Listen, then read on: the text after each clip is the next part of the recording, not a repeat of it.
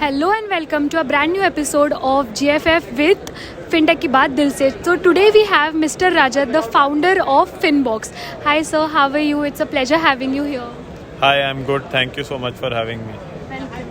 So sir, how is this experience at GFF? How overall you feel the experience all about? GFF is fantastic.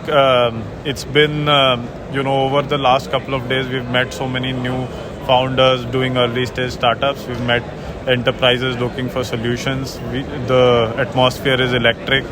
And everybody's so enthusiastic about fintech in general. So it's been fantastic overall. So what does FinBox actually do? Finnbox is a credit intelligence and a credit infrastructure company. Credit intelligence means products that help, decision on loans, create the right decisions like who to give a loan to, what should be the size of the loan, what should be the interest rate of the loan. And we do this in real time using alternative data, bureau data, as well as bank statement data that we own, and we have other data connectors from the market. Apart from that, we have an end-to-end loan origination system which has various channels of origination such as embedded finance, API-based origination with fintechs in FLDG and co-lending mode, as well as a loan origination system that can support web-based journeys as well as mobile-based journeys. So I see that you are a speaker as well. So could you give me a bit of a quick overview that what was your session all about? Right. So we spoke, the session and the panel was about embedded finance. So Finnbox has been an early mover in the embedded finance space.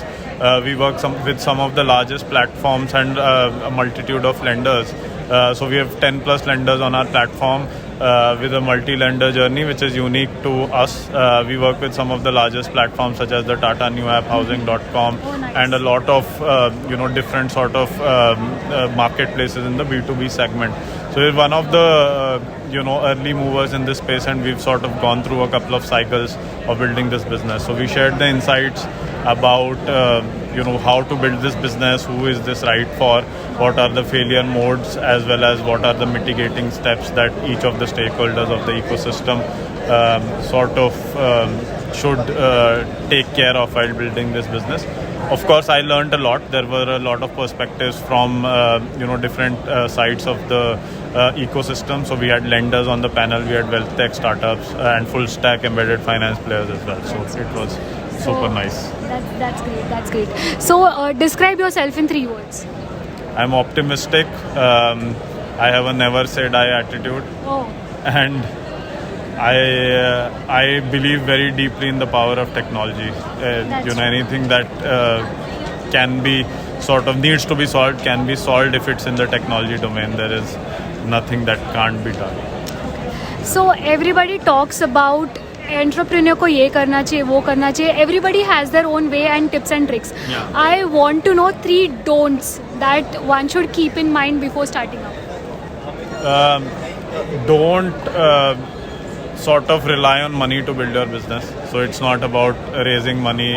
Money doesn't mean that you will really scale or sort of build a successful business. Don't rely on outside people to build your first product. Right. Don't outsource your core DNA. If you can't do product stuff yourself, then that's a problem. You have to have a great team sort of building this.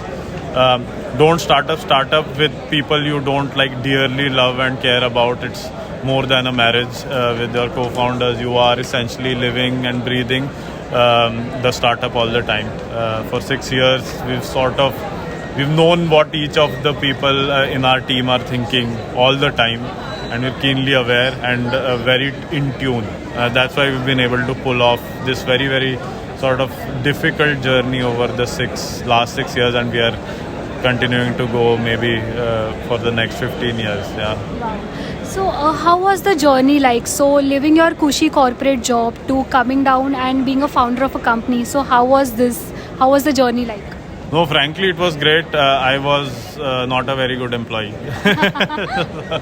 And personally, I feel I was kind of a rebel as well. I wanted to do whatever I wanted to do, even if what my boss wanted me to do was different. So I think for such people, the only way is entrepreneurship. And I think, I personally, all of my sort of fellow co-founders are similar. And they take all challenges head on, and we've sort of broken in as rank outsiders to the industry. We're not coming from the NBFC or banking space. We're not even software engineers. So we started out from scratch, building this stuff on our own, building all the connections one by one. So everything has come at a very, very steep, sort of with a lot of effort. So it's not, but we've enjoyed this thoroughly because this is what we always wanted to do. That's great. Last question for the day. One networking tip that you want to give to the young entrepreneurs out there? Be genuine. People pick up on fake stuff. That's true. Don't say what you're not actually doing. Don't say stuff that you can't really back up with facts.